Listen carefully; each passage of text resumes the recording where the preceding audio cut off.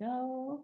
And I'm gonna turn it over to you, Trevor. So I'm gonna turn my camera off, but I'll be in the back here and I'll just jump on if there's like pressing questions.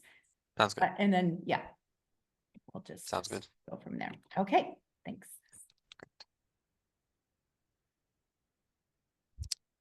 Okay, great. So I'm going to go ahead and start sharing my screen here.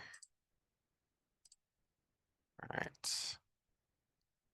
Okay, so feels weird to be the only one with their camera on, but we'll go from there.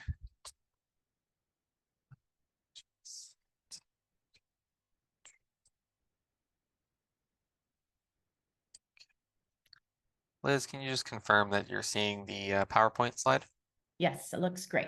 Okay, Don't worry, great. you're not alone. We're all here with you. No worries. I Okay. was just going to say, because Zoom Yeah, is no, very, very looks strange good. in the sense that it Yeah, it looks good. changes the entire format once it switches to presenter mode. So we're sharing my screen, so keep the chat open. Okay, so welcome everyone. This is going to be a shorter presentation than I usually give on workshops like this, as we're just going to touch on genealogy itself. If you have any questions during the presentation, please feel free to pop them in chat. I've got that open. So if you have any questions on any of the slides, please feel free to type them in the chat and I'll do my best to answer them. Or if I don't catch it while I'm doing the presentation, I can always answer them at the end as well. So feel free to do it either way. Okay, so first, I would just like to take a moment to recognize that the Royal BC Museum, where I'm giving this presentation, is located on the traditional territories of the Lekwungen people, currently the Songhees and Esquimalt nations. Me and the museum extend our appreciation for the opportunity to live and learn on this territory. I actually moved here from Treaty 1 territory in Winnipeg about a year ago, and I've been treated with nothing but the utmost respect and care from our local nations.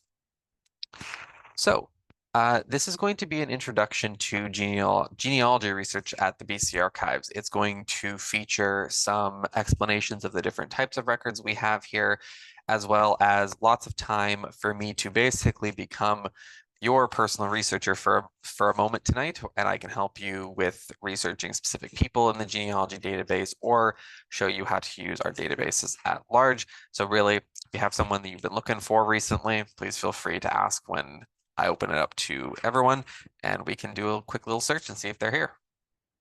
So the first thing I want to do is really get into what you should do when you want to get started doing this types of research. So there's lots of different things that you can do to make this easy, and that would be to gather as much information as you can from living sources, so relatives, your parents, your grandparents, your aunts, your uncles, your cousins, anyone who might know of names, nicknames, occupations, anything at all that you could possibly get. Any documentation you currently have is useful. So if you already have a birth certificate or a death certificate, that makes it so much easier because you might already have the information you're looking for, or it might give you certain dates that can help you with your research. If you can, create a chronology for key life events. So the person's birth, their death, their marriages, their divorces, anything like that. Dates are incredibly helpful if you can find them or if you already know them. The probable locations of these events wherever possible is incredibly useful. So knowing where certain events took place, the name of the town at the time, anything really, all super helpful. And we'll go over some other ways that you can also get this information from the BC Archives first, and then go from there. And the most important thing you can do is assess the reliability of your information. So if you have an uncle who's known for maybe not exactly being the most accurate with information, and you have an aunt who's is really good at genealogy, well then maybe you should listen to the aunt instead of the uncle. So those types of things can all be really useful for you to do prior to coming into the BC Archives, so that you can kind of really get a sense of where things are and then start to look for that documentation located here. So for key life events, some things that maybe people don't necessarily think of can leave a paper trail. So if somebody had a really high profile job, if they had trouble with the law, if they were institutionalized, if they had any sort of social service needs, And then the two big ones are divorces and bankruptcies, because all those go through the courts. And the courts have a mandate to transfer records when they are not currently active anymore to the BC archives, and we get records from courts from all over the province. So sometimes people also don't keep their divorce records or their records from the court. And because a copy exists with the court, if you lose it or misplace it or get rid of it, you can always come back to the BC archives potentially to get those records back. So we have a link here, and this is to the description on our family history genealogy page. So this will give you things like the genealogy guide. This will give you information on Indigenous vital events registrations and certain resources that can then actually help you do the research. And there's a few reasons why, and I'll get into why we have specific pages for Indigenous genealogy as well as general settler genealogy, but we'll get to that in a little bit. But it's important to note that we have this page that also includes our genealogy guide, so that if you aren't able to attend an event like this, or, you know, as it all happens, we forget something once we log off and go to bed, this guide is available on our website, so you can also do some research, or if you have a question or something like that, the guide has answers as well. And Liz will be posting links in the chat so that you can just simply click on that and it'll take you to our webpage. So that should be good as well. So this right here is an example of the actual genealogy database that the archivists here at the BC Archives, as well as you at home, can go to actually do the work of genealogy. So you can see a few key things here. We'll go over this later when I actually sort of stream and show you each individual examples, but this is what you're going to see when you go to the website and start looking for records contained in the BC Archives. So yeah, you can see first name, last name, gender, age of death, event, place, register. Now, there needs to be a field for all this information located on this page, but what we're going to find later is we're not really going to use all, if any, of these fields. We're going to use a very small number for the most part, and we'll go from there.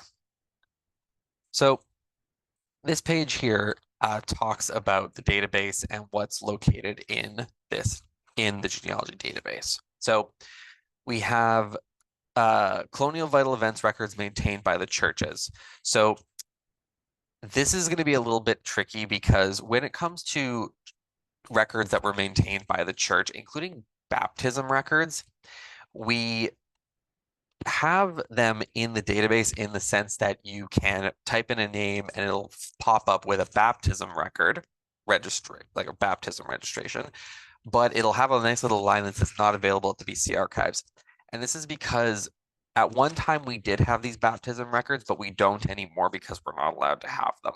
So we keep basically a list of the names that were in the registry, but we can't actually provide access to these records.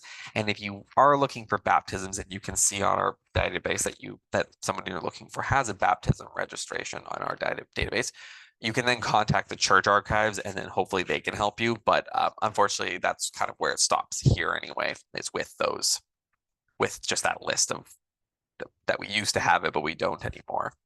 But the big ones are births, marriages, and deaths. Now, those registrations start in about 1872, and we'll go over later what the range of each of those ones is. Now, some things are this is a very important disclaimer. Sometimes, no matter how hard you look, you might just not find the record that you're looking for. And that's because oftentimes record keeping, especially from a fairly long time ago, was not always the best, and you were very reliant on how good of a record keeper was the local government agent who was responsible for registering these things with Vital Stats BC. Were they great? Were they bad? Were they terrible? Were they amazing? There's a gambit.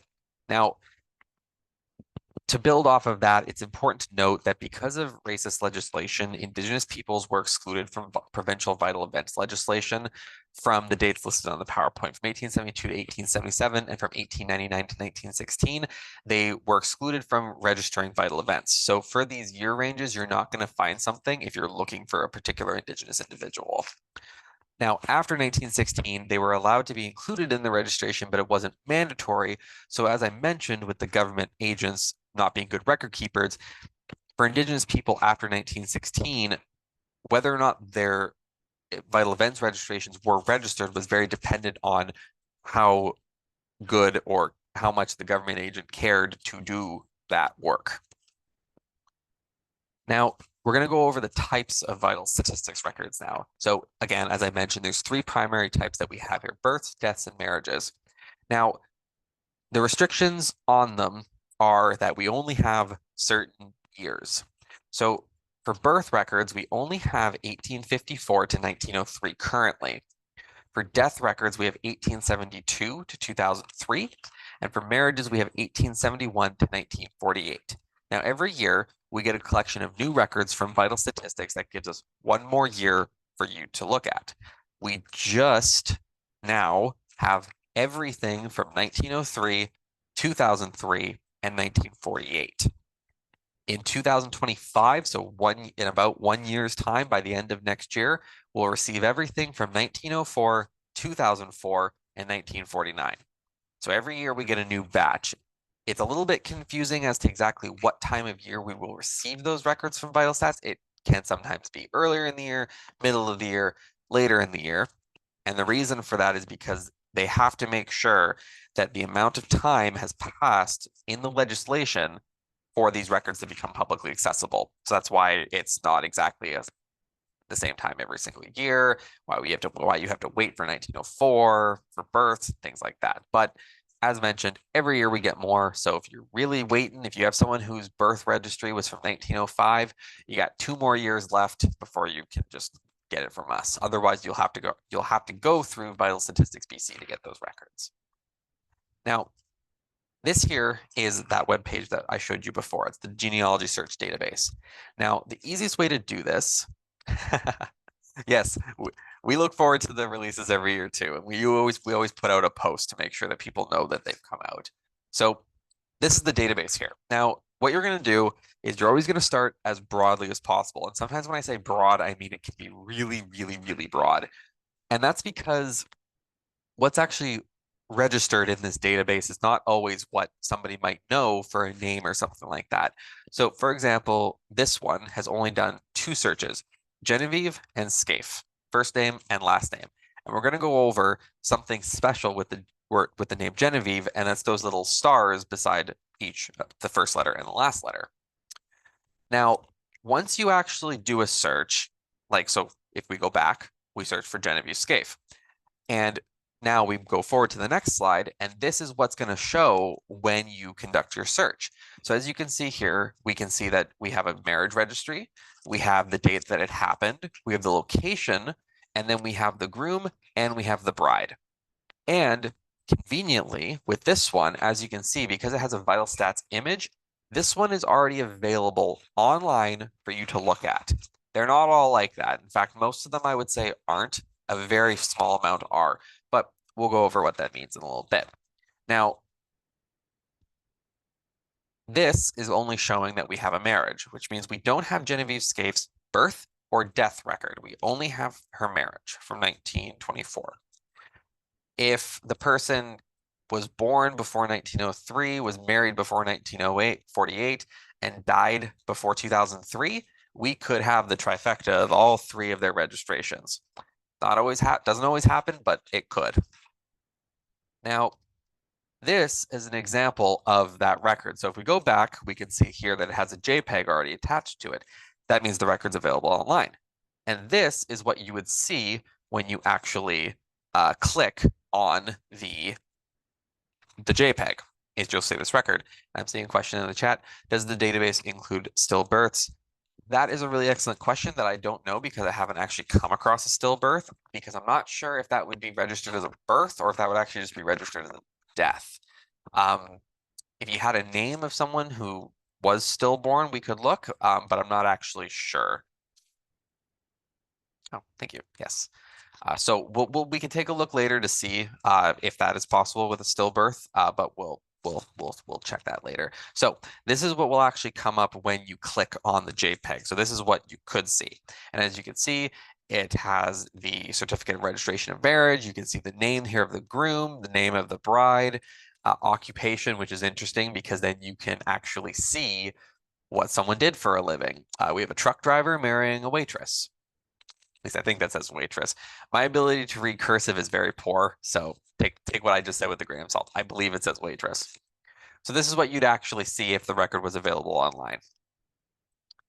Now, we have a couple tips and tricks here for how to, thank you for the correction on waitress, for what you can actually do. Now, for Indigenous names, they were not spelled consistently.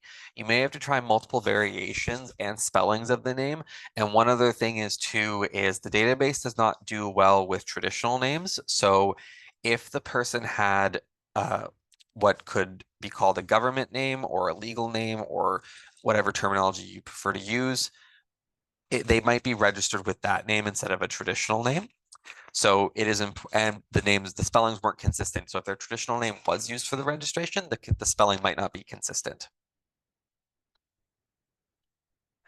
So as far as I know, Vital Stats does not have a database like we do, specifically because it's what they have is not considered publicly available. So when it comes to contacting Vital Statistics, you do need to email or phone them, explain to them who you are in relation to what you're looking for, and then they can guide you through the process of accessing it. Because, for example, if somebody were to call the Manitoba Vital Stats Registry and ask for my birth certificate, you're going to have to give them a good reason why you want that information, because I'm still living and also because it's considered private under legislation.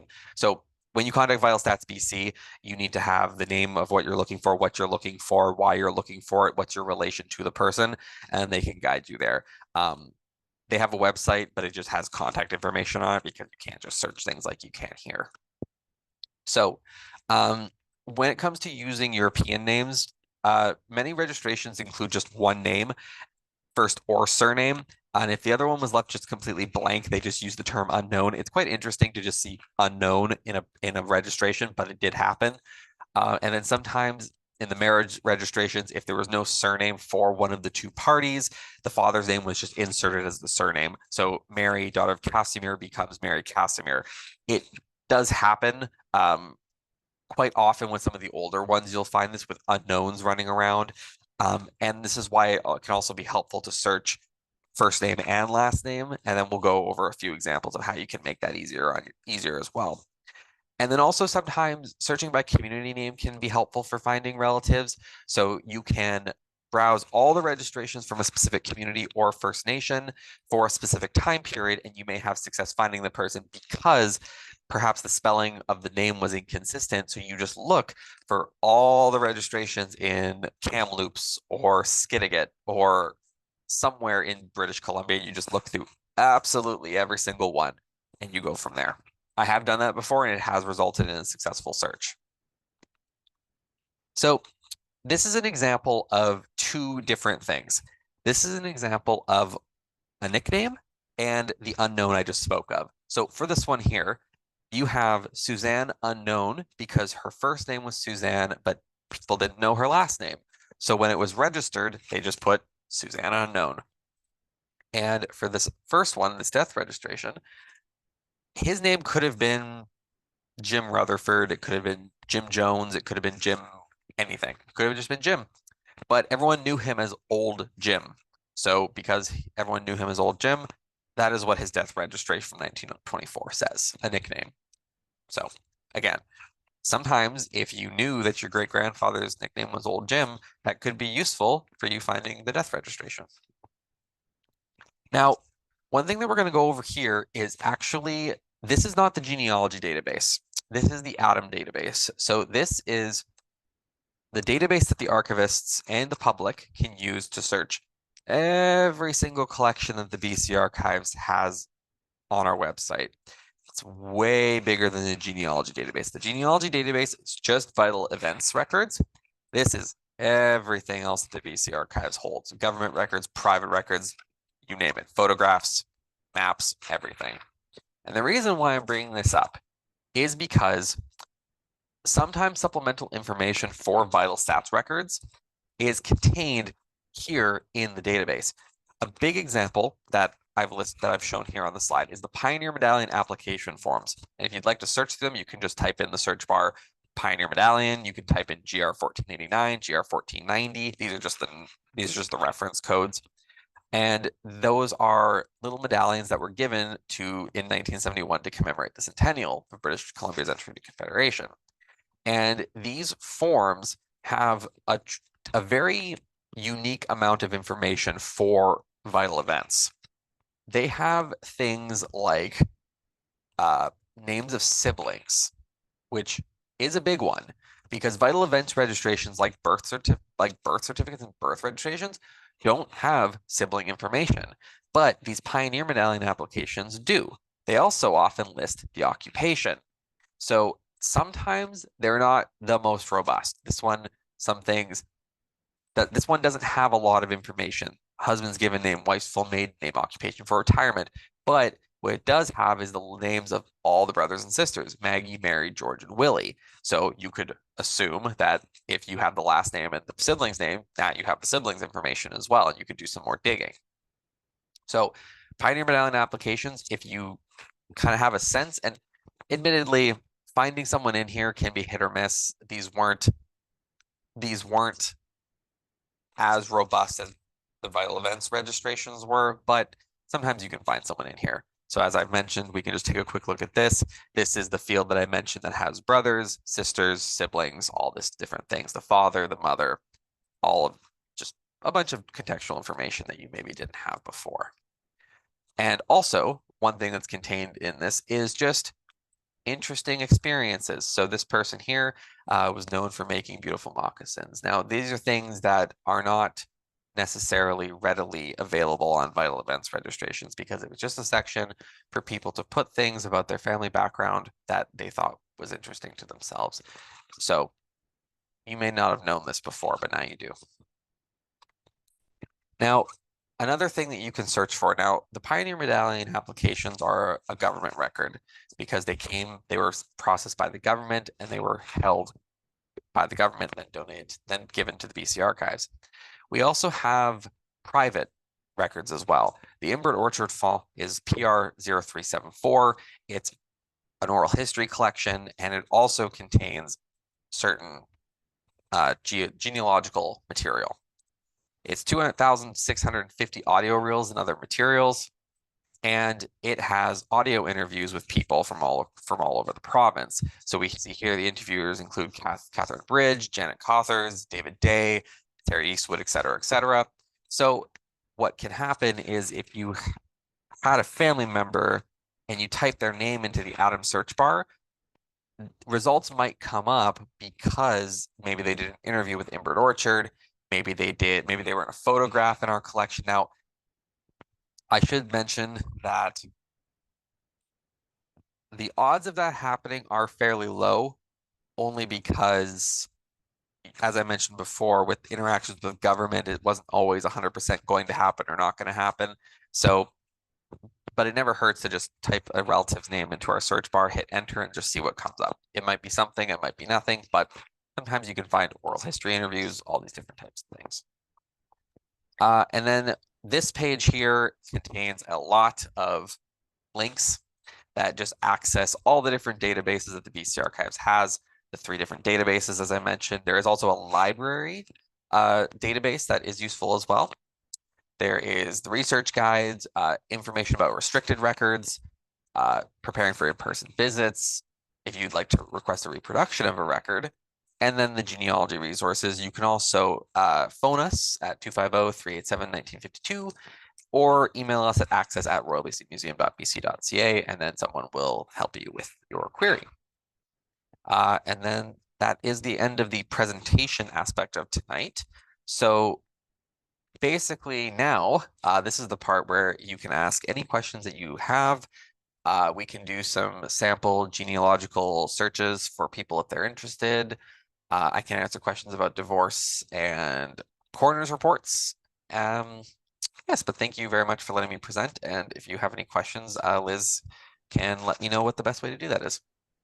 Thanks, Trevor. Do you want to stop sharing your screen? Of course. Can you just say again, how do you get to that Atom search page? Because I don't think I put that one in there. Yes, of course. I will put, so here, what I'll do. I just want to make sure everybody, because that was Yeah, of course. that was a great one. This is also the database where if you just kind of have general questions about British Columbia, this is the database to search through. And I can say that overall, we are working on making our website a little bit more friendly for users. So I know I'm not the only one that has a hard time finding things on there. So you just pop that in there. Perfect. Thanks, Trevor. No worries. I think one of the first questions, I know we have a few, was from Joycey way at the top here about her grandfather. And I wondered Yeah. when you were talking about those the racist legislation, I think maybe those dates you mentioned were right when maybe her grandfather would have been born. Let's go back to that question. Do you see it there? Yeah, I do. Yeah. Okay. So because he died in 1905, that is within the range of when he would have been actually not allowed to, where they wouldn't have been allowed to register his death with vital statistics. Yeah, so now I did also do a search just through the database just to see if we had any information about your great grandfather, and I couldn't find anything. Now, that doesn't necessarily mean that we don't have anything, period. But I did do a quick look and just to double check, and we didn't seem to have anything. So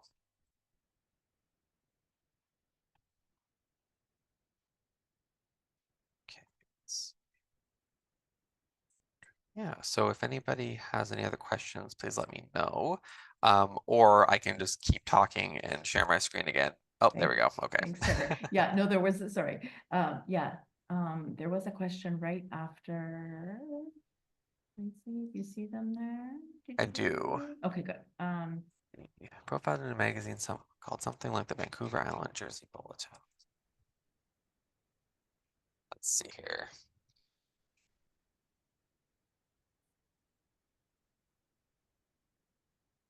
Oh, I can't spell both.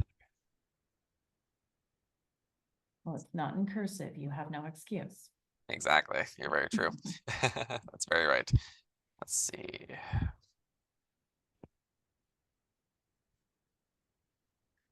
While Trevor's looking that up, I'm gonna pop a link in there to some information we have on our learning portal about doing family history research as well, just presented in a different way. And there's some videos and things in there.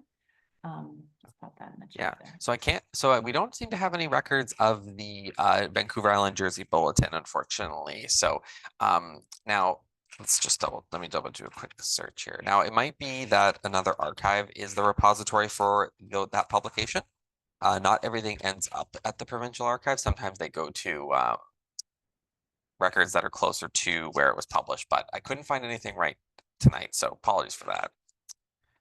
Let's see. Okay, regarding the lapse of Indigenous parks, could you arrange to have those dates noted prominently in the?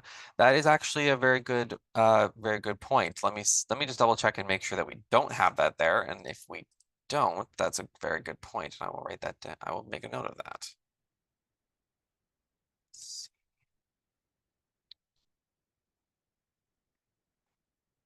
Okay. I will make note of that, and I will take a look to get that on the website. Thank you for that comment.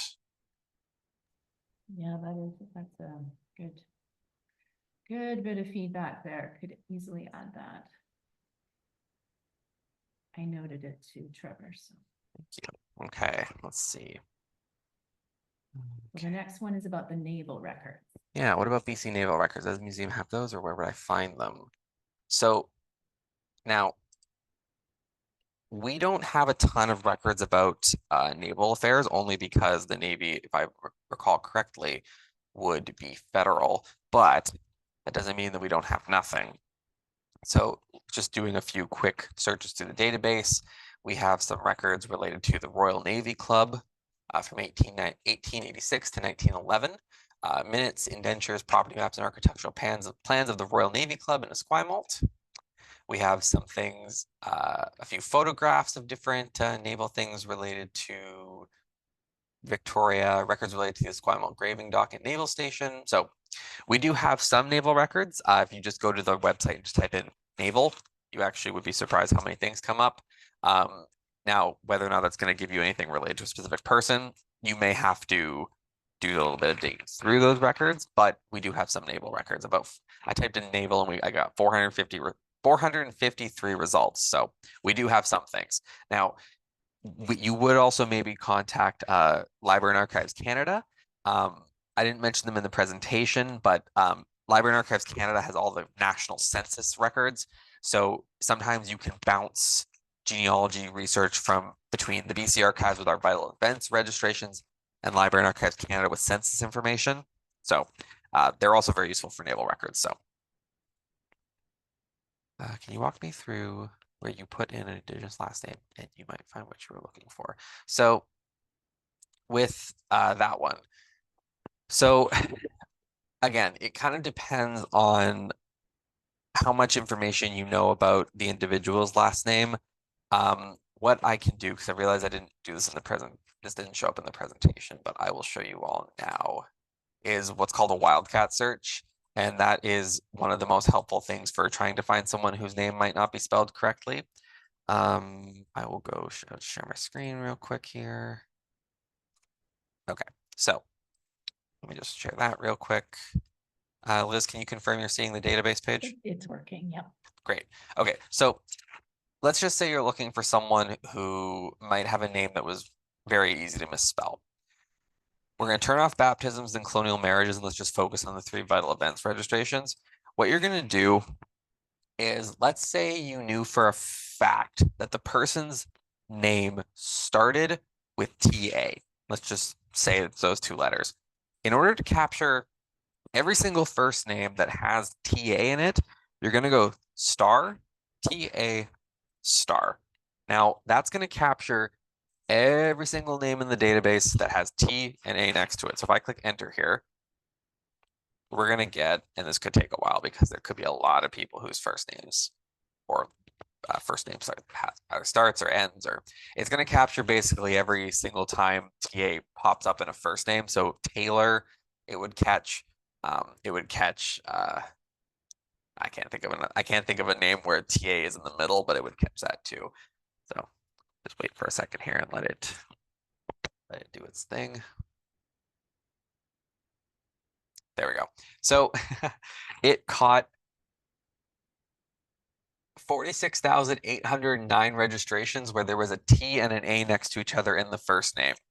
So if you have a name that you believe was very easy to misspell, or you only knew part of it, you could wildcat search using the star symbol to try to catch it in a big wide net search. You would then have to go through all these pages, which could be a very laborious process, but it might be the best way to do it. So it says up here, using wildcat characters with names of places. So first name star Lena star finds Lena, Nelly Lena, Helena, etc.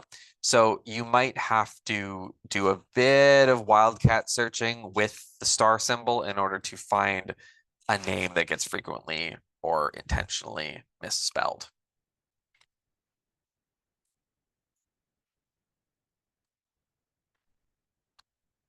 And apparently I cannot find my share screen thing. Oh, there it is. Got it? Okay, got it. And the next question from Linda is what else is in the archives? That's a big question. That is a very big question. So the BC Archives contains a multitude of different records. We have, as I said, vital events, registrations, divorce records. We have maps, we have photographs, we have paintings, we have drawings, we have prints, we have a library, we have pamphlets, we have Sasquatch footprints, we have, we have a sword.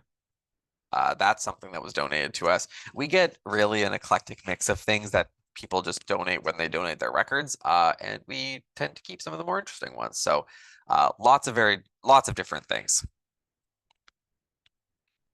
How would I find out if someone was living in BC between the census, Revelstoke in 1896?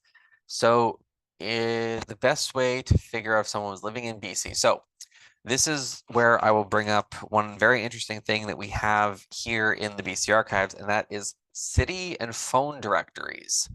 So oftentimes, and now you do have to be able to come here to view these because they are part of our library, but we have city directories from all across the province from very, very, very old time periods, including Vancouver, Victoria are the most robust ones, but we do have them from all over the province. So sometimes finding someone in a phone book can be a very easy way to confirm if they lived somewhere specifically. So Revelstoke in 1896, I don't know off the top of my head if we have that one, but if we did, you could find that person's name in the phone book, and then you'd have a place and you'd have a year. So then you could find if they, let's say they died in Revelstoke in 1896, you could then find that person's death registration if you knew Revelstoke. So you can also use, I'm trying to think here, if you find out someone's living in BC between the census, you could try, as I said, you could, because again, censuses are only every 5 years. So I would say that probably the best way to do that would be phone books, city directories, and also you can view newspaper clippings. So the BC Archives has microfilm of newspapers from the time they were founded until the time they may have gone bankrupt or stopped. And UBC has a database with a lot of those newspapers digitized. So if you are anywhere in the province, you can use UBC's resource because you never know what could get published in a paper. So if you looked at the Revelstoke paper from 1896, you might find something related to that person. So newspapers and city directories can be a useful tip to find people as well. Let's see.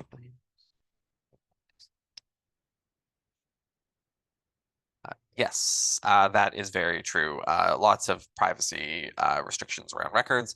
That could also be something we could mention on the page, so I will check that as well. I have an aunt, as far as I know, she was born in Saskatchewan. No date. I don't really have much info. She most likely died around 2000. Okay, well, I can take a look and see if that's a request. Let's see here.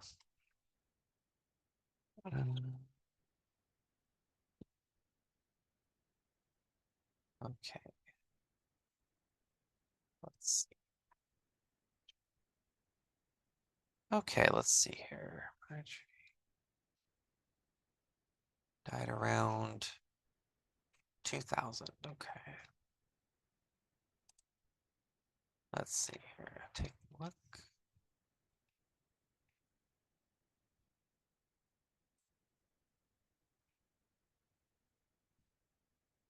Sorry, sometimes when you're doing searches, it becomes me just sitting here in silence as I scroll through That's all okay. the names. I'll make a little chit chat that Comeau is an Acadian name.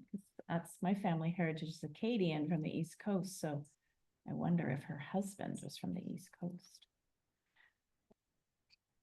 Okay, so doing a quick search so far, I do not see the person's death registration. Now, as I mentioned, this could be an example of something not being in our database, or it could be an example of I need to try searching by the last name. Instead, I just tried the first name, and I can see if I can find it by last name.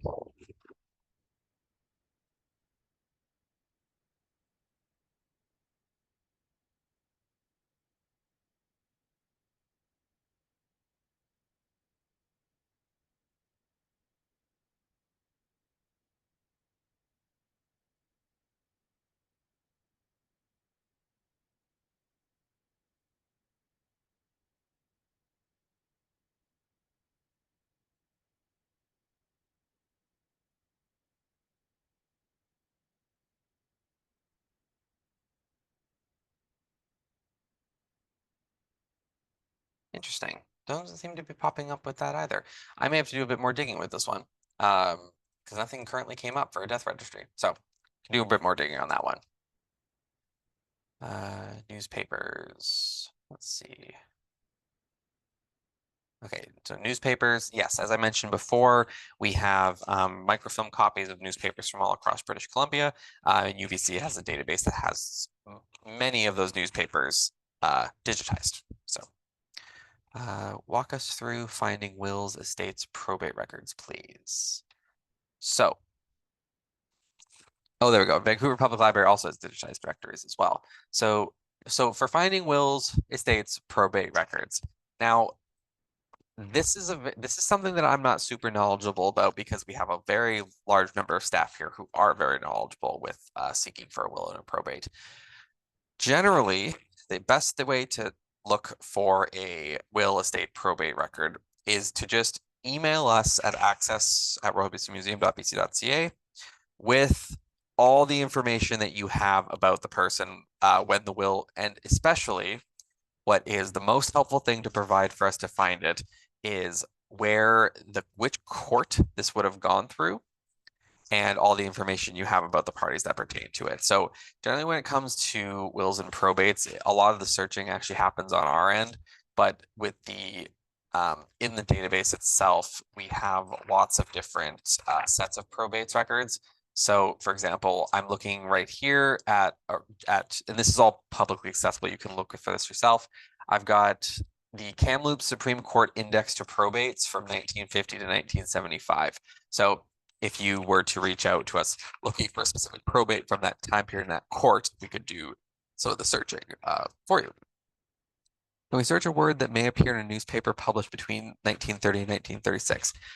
Yes, you can search for in I believe in UBC's database, you can search because ours is microfilm, so you kind of just need to pick a place, pick a newspaper, and start looking through the microfilm. But I believe with UBC's, you can search by keyword.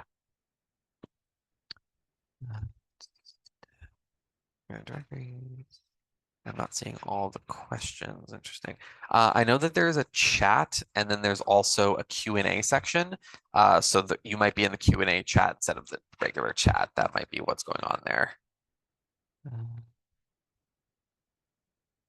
Seems some questions are sent directly to the presenter. Yes, so there is a section when you click on it, when you type in a message, you'll see that there says to, and then you can change that. You need to send it to, if you want to send it to everyone, you would just say everyone. If you want to just send it to the general chat. Otherwise, you might be sending it to me directly or to me and Liz. So you just make sure it says everyone, then you should be able to send it to everyone. Vancouver, okay, good. Okay. Okay, here we go. We have another example of someone wanting to look for something specific, so let's try that.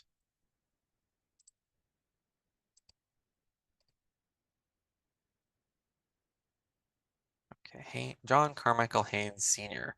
Interesting. See, this is going to be an interesting one because I'm wondering which one, where does the last name start? But we're going to try Haynes. Let's try Haynes as the last name, and let's try John as the first name. We want death. Okay. Okay, so I just typed in John Haynes as the name and couldn't find anything. So let's just try last name.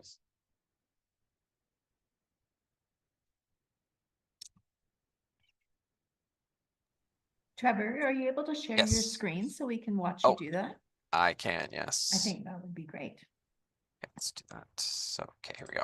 So you can see the search thing that I currently have. Oh, Yes, I think, yes. let's see here. John Carmichael Haynes. I think I may have found it. Just let me quickly go back to Zoom real quick, open the chat so I can see what I'm looking at here. Okay. John Carmichael Haynes Sr. Okay, so it seems that right here, we may have found it. John Carmichael Haynes. We have a death from 1888 in the Nicola district.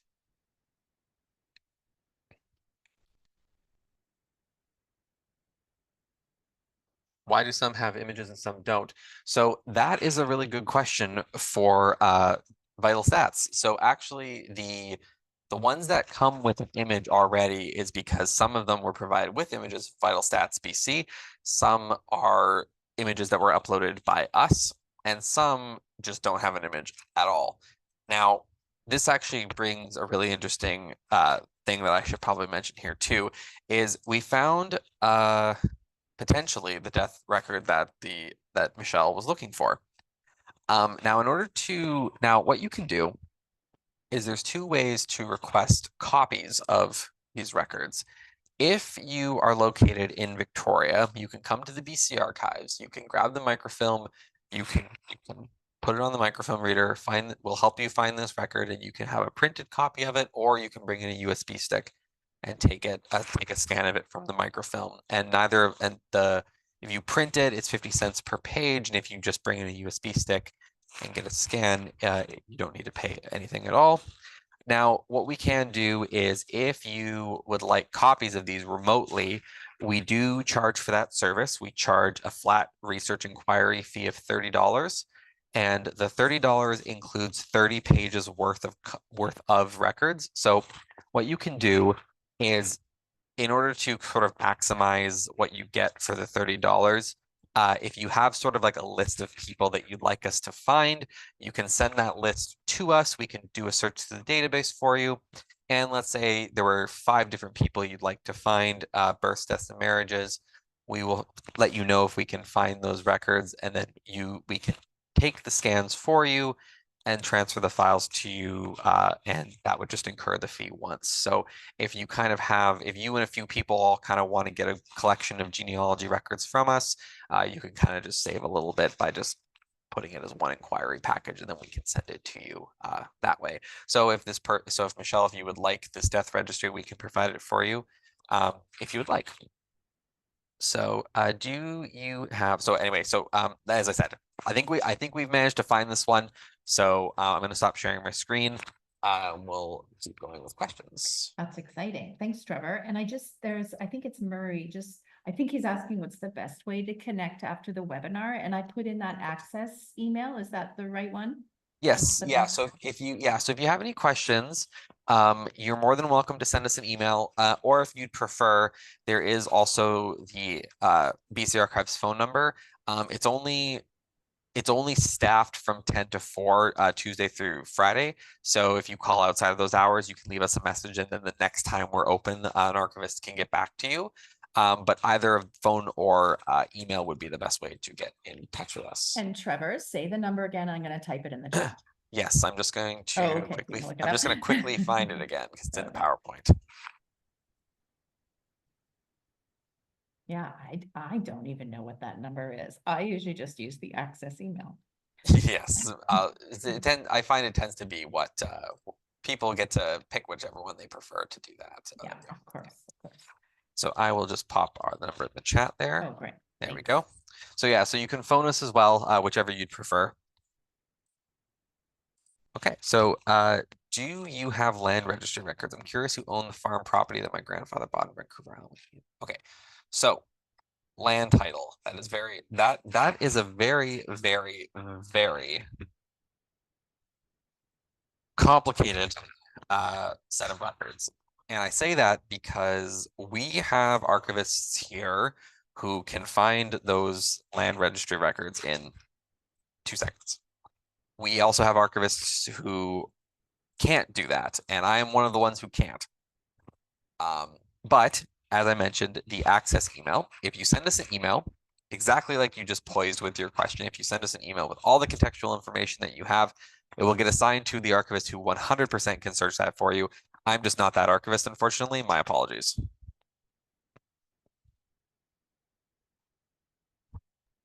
Well, thanks for all these questions, everyone. Go ahead, we do have some more time if you have any. Yeah, that's a great question. What is your area of expertise, Trevor? My area of expertise is helping people with genealogy.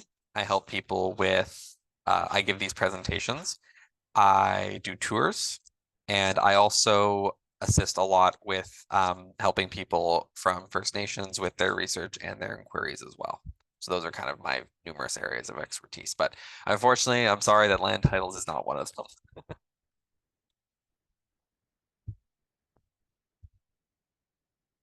Yeah, there we go. So yeah, see, there are other libraries as well that have vital events registries. So there might be one closer to home for you as well.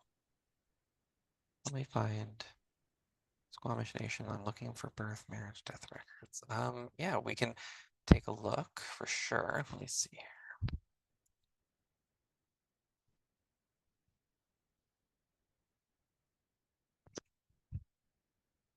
Okay, so let's take a look and see if we can find anything. Now, I'm just gonna try to see if I can just find the name. Okay, typing the name exactly as you spelled it didn't yield anything, and that sometimes does happen. So let's take a look and see if I can.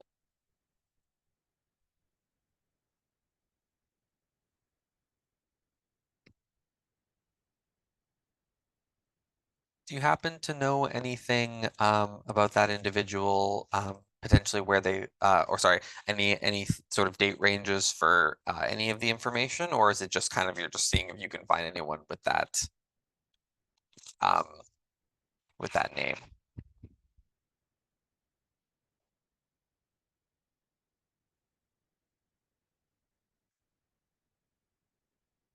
Let's see.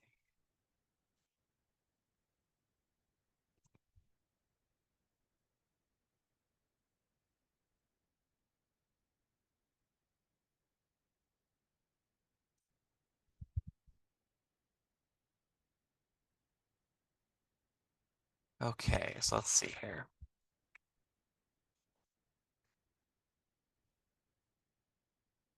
Okay. Oh, actually, you know what? This actually might be one time that I can use another feature that I do kind of like. Let's Okay, so I might not be able to find it tonight, but I can definitely give you a way that you might be able to find it. So if you see my screen here, what I've done is I've made the event place Squamish. So from here, when you go to event place, you can type in the location. Now I just typed in Squamish and then hit enter. Now, what this is going to do is it did bring up it did bring up a lot of results. But what it also did was it just gave me all of the registrations that would have happened in Squamish. Now, the reason why this can sometimes work for someone that you're looking for is because even even when registrations happened, even if they happened for nations, they still happened through some location. And I find that this is often how I do some assisting with people who are from the towns on or who are from or near places on Haida Gwaii. I find that sometimes if you search Skidegate, you can find certain registrations because even if the person was born away from the town, the event was registered in town. So this is an example of you could do some research on your own if you'd like to look through the Squamish registrations and see if there's anything there that might have the information you're looking for. But I tried the name and couldn't find anything, so unfortunately, I can't quite figure it out right now. But we'll see. We'll see. Uh, okay, let's see here. Okay. My husband's second great grand. Okay, so let's see. It might be around 1831-ish. Okay, let's see. So, so now we run into a very interesting conundrum. So if it was from around 1831, we actually wouldn't have anything because the year range is only starting about 1854 for births. So sometimes if you go back far enough, you might not find anything at all. One other thing I might suggest if you're looking for information and you know that the person was from Squamish Nation is some some nations actually have their own archives and their own repositories. And I know that Squamish Nation is actually one of them. So let me just double check here. I know that because we work with them quite frequently. So Squamish Nation actually has its own archives. So you might actually reach out there and see if they have any information that might be of use to you as well. Because if it's around 1831, we actually might not have anything. So I would actually recommend reaching out to the Nation's archive and see if they can provide any information for you as well. My husband's second great grandmother was John Haynes' first wife. She was Indigenous. Ah, okay, that makes sense. Yeah, have to be a member of the nation for they will give you anything. Yes, I'm not actually sure then if we'd be able to find anything, unfortunately, because as I mentioned, the year range might be too old. If you want, you're more than welcome to put all this information into an email and send it to the Access inbox, and then it can actually come straight to me, and then I can look into this a bit further if you'd like as well. So her name was Julie Abrahams. How can I find information for her? Okay, let's take a look here and see if we can find anything. Because we managed to find something for John Haynes' first wife.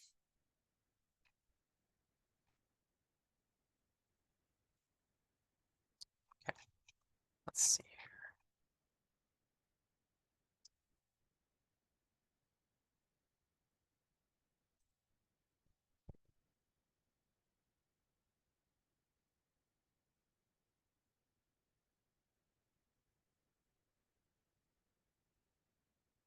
So interestingly enough, Julie Abrahams doesn't actually come up with anything. But let's see. Let's see if we do births, deaths. Oh, actually, it would help if I had all of this. Julie Abrahams. Interesting. No births, deaths, or marriages for that name. Let's just try the last name. Okay. Oh, actually, you know what we could do as well?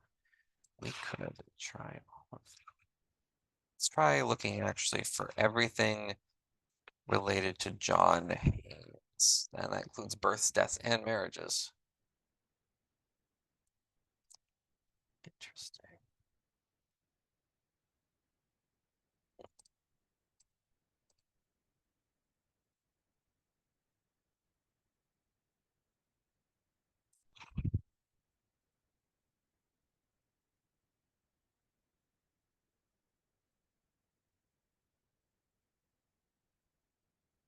Okay, so that was the I just found my sister's registration of death. Some of the information is wrong. How do I get it fixed? So now that's a very interesting question. So if the information is wrong, I believe we wouldn't be able to do anything here. But actually, I'm trying to think. It's an interesting question about getting it fixed. Hmm. Now I'm wondering what the information that's wrong is. If it's the date, I believe that would be something that Vital Statistics would assist with. Because they're the issuing agency. So I believe if the record was wrong, could get fixed by Vital Stats. Because important to note that we only have copies from Vital Stats. They still own these records. We just have copies that we're able to allow the public to access. So I would contact Vital Statistics about something being wrong, and they could better assist you, I hope. Okay, let's see. Okay, so what was the husband's second great grandmother was John Hayes' first wife. She was Indigenous, her name was Julia. So interestingly, I have so I'm looking through the database for people with the last name Haynes. And if we go, I'll share my screen again so you can all see what I'm looking at here. So we've got the registration here. So as I've done here, I've just gone and done a search for the last name Haynes for births, marriages, and deaths. And I found his name again, John Carmichael Haynes, marrying somebody different in 1875. And the reason why I'm looking for his name is because sometimes we might be able to find someone by connecting a few dots through someone else. So if we try looking for his other last name, Carmichael.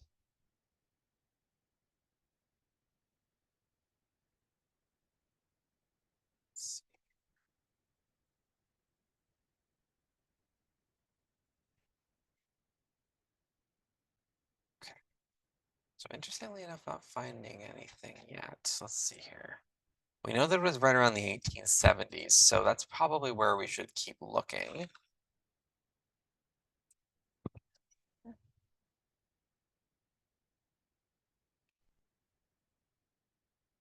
Okay, there we go. So just kind of like search for, right. So did another search using lab, his first name and record came up. There we go. See, that's where the wildcat search can really, really come in handy. Her name was Julie Abra. Okay, so what we're gonna do is let's try this. Let's try a wildcat search for just Abra as the last name. Let's see if that comes up with anything.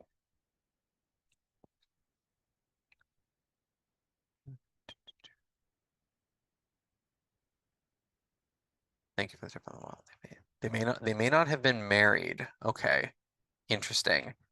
Interesting. Okay. So that doesn't necessarily mean that we don't have anything.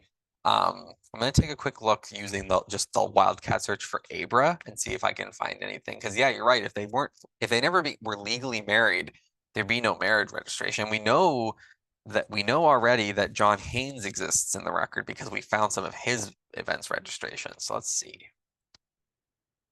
Oh, well, this is interesting. So I have a Julie Abraham from 1882 marrying someone named Johnny Leonard in Kamloops. Let's see. Let's see if we have anything else. See, we have 700 entries to go through with someone who had the last name Abra, because that would important to note that this is why we sometimes use the wildcat, because if the name was incorrect, if her last name was Abrahams and it was recorded as Abraham, if you just type in Abrahams, it's not going to come up because the database won't recognize that mistake. But if you type in Abra, it'll catch anything related to Abraham. So let's see if we can find anything else. This is also sometimes where, as I mentioned before, having that contextual information for where an event may have taken place can be really helpful as well, because if we know that the event happened in a certain city or area, that can also be sometimes useful as well. I'm just gonna double check and make sure you didn't already put that in the chat and I missed it. You did not. Okay. So yeah, if we knew maybe where it took place, we could narrow it down a little bit. But let's just keep looking here. I'm just gonna look for Mr. Carmichael again for a second. So that might give me a clue actually as to where these events may have taken place. Also, I apologize. My connection is being a little bit slow right now. I think that might be because I'm sharing my screen. He was the first customs officer in a Soyuz. Now, if I remember correctly, Soyuz is actually in. Sorry, only moved here a year ago. So sometimes I still need Google Maps. And your connection is fine, Trevor, on our end. Okay, good. Yeah, Southern Okanagan there. Okay, interesting. Yeah, sorry. I mean my connection in the sense that the pages won't load, which is helpful, but that's okay. Let's just see. Okay, so this marriage here was in New West, but then again, that might not be the same person. So I apologize that this is taking a little while, but knowing that it's in Osiris might help. Let's see if we can just search everything there. Oh, we have a Richard Carmichael Lowe. 1893. Earth. Oh, the Carmichael families.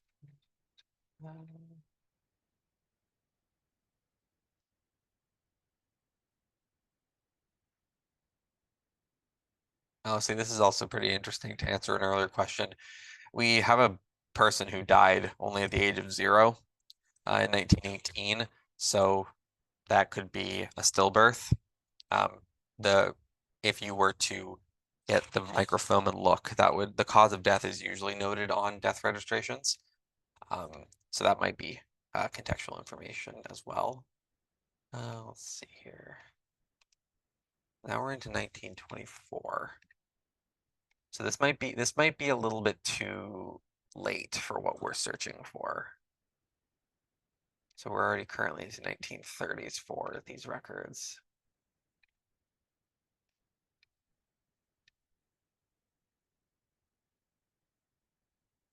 Okay, so it appears that using some of these methods, I haven't been able to uncover anything.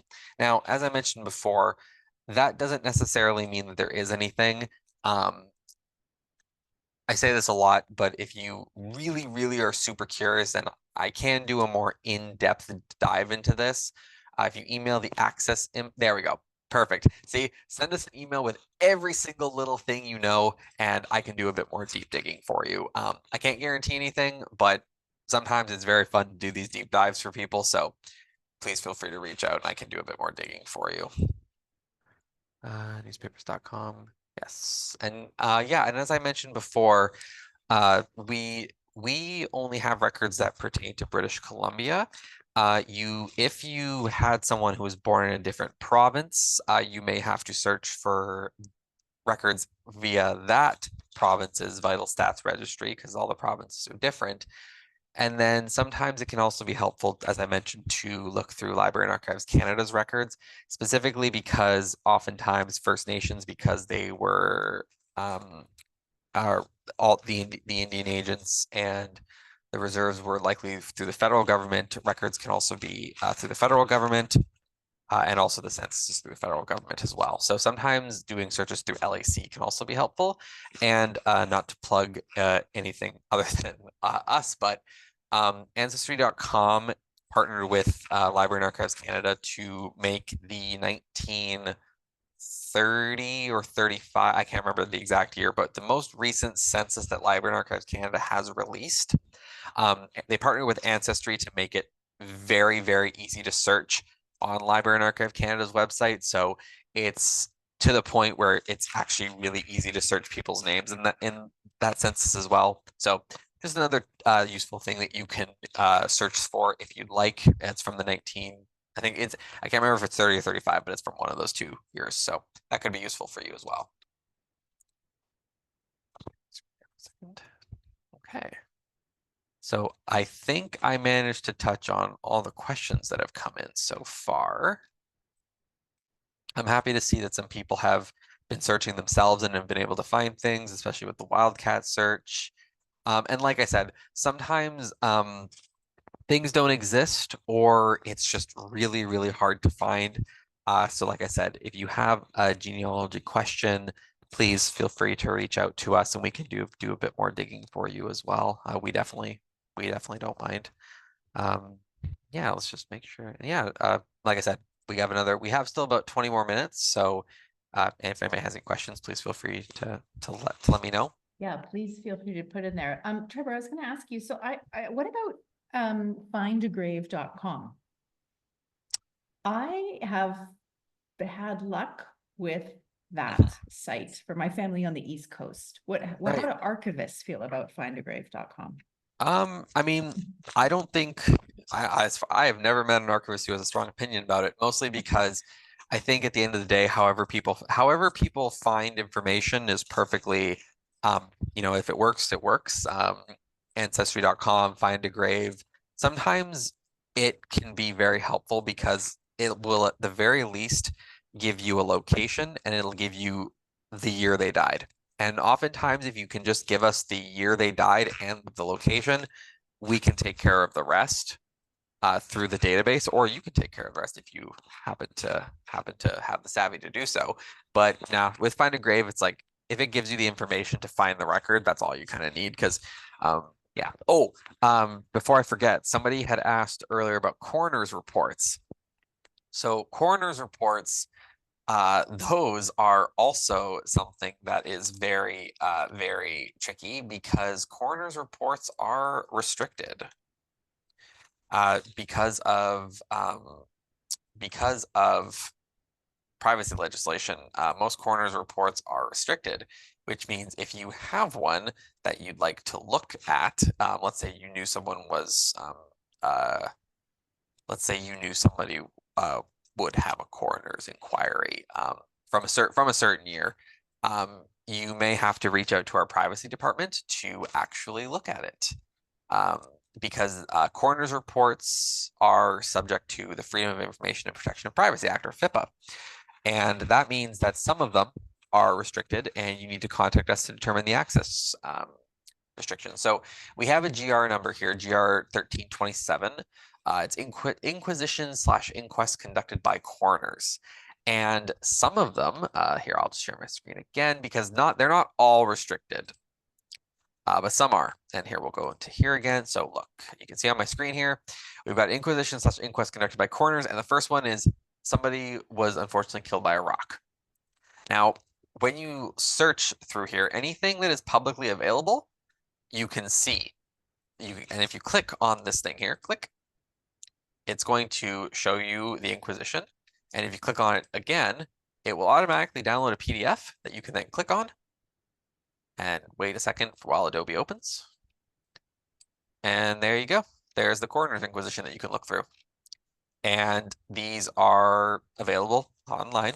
There's no restrictions on these ones, but some of them will have restrictions on them. And in order to access them, you would need to contact our privacy team, which would be privacy@royalbcmuseum.bc.ca, and they can help you navigate the process to look at that record. Just typing it in there. Of course, no worries. So, Well, that is a great example of when technology works. Isn't that fantastic? Just pull that right up and there's a PDF. yeah, and see, as you can see, the causes of death: explosion of gas in a mine shaft, unknown man, violence inflicted upon him, unknown man who was white, didn't hook up the other car to the rest of the mine. So like the reasons for a lot of these are varied, executions, but as I mentioned, some, like this one here, this one has not been uploaded because we have not scanned it, or it hasn't been uploaded. So if you, let's say this was your great grandfather, and you wanted to see this, you just have to reach out to us at Access and look and ask us for a copy. And then we can determine the privacy and all that stuff. Now, important to note too, this is an example of you just being able to search someone's name in the database and maybe something will come up. Because if you type in James Somerville like this and search, it should, there you go. It came right up with the coroner's report. So if this person happened to be related to you and you just search their name in the database, something would come up. So just another little thing that you never know what might come up if you just search. Thanks, Trevor. Can you walk us through, someone's asked, how did you get to that screen again? That was quick for me too, to actually yeah. get to those coroner reports. Sure. Where Yep. were you I searching can there? definitely do that. Let me see here. Let me just share my screen again. So And then Pat's asked if there's an index for the coroner's record. I believe there is. Let me just double check here. Okay, so the way I got to that screen was so we know it's GR 1327. So from the archives, from the museum's homepage, in order to get here, you go to the museum's homepage, you click on the tab called Archives, go down to Search, search BC Archives, click, and then this is the search bar that you're going to look for a lot of things through. I know it's GR 1327, so I type that in like that. And just give it a moment to load. I don't know why it did that. It's supposed to do. Sometimes it does not work perfectly. So here, there we go. So search in GR 1327. The second one here is Inquisition/Inquest conducted by coroners. Now, I don't know if there's an index, but what there is a finding aid. So a lot of these GRs and PRs and MSs have things called finding aids. And when you click on it, it'll open up a PDF that you can then open. And what that finding aid is going to have is it's going to have a long, long list of all the different files that are located in this collection. So we have here lots of different people, the cause of death, the date. So if you have a date, you can look through that. Lots of different causes of death for these individuals. I won't go too deeply in, just because some of these can get pretty bad just by the description alone. But if you'd like to see sort of a list of all of these, the finding aid on the web page would be a good place to start as well. That's great. Yep, thanks, Trevor. So yeah, we're kind of winding down here. I don't see any other questions. Thank you so much to everybody who's joined us from all over the place this evening. And thank you, Trevor, for sharing your knowledge and your skills. It's always so interesting to see what people are working on. Yeah. So we're recording this and we'll post it. You can come back to it and just keep an eye on our events calendar. We will be offering an in-person genealogy boot camp or workshop, whatever we're going to call it. We will try again, for sure. So yeah, thank you, everybody. Thanks for joining us. I think we're going to wind it up. Okay. You're getting lots of thank yous and thumbs up. Okay. Yes, thank you, everyone. And like I said, if you think of if you're like me and you think of a question right after the session ends. Just like I said, please feel free to call or email us. So you can really ask us anything. I can't guarantee that there'll be something here, but you can always ask. Right. Okay, thanks, everybody. Good night, and thanks so much, Trevor. Thank you. Okay, bye-bye. Bye, everybody.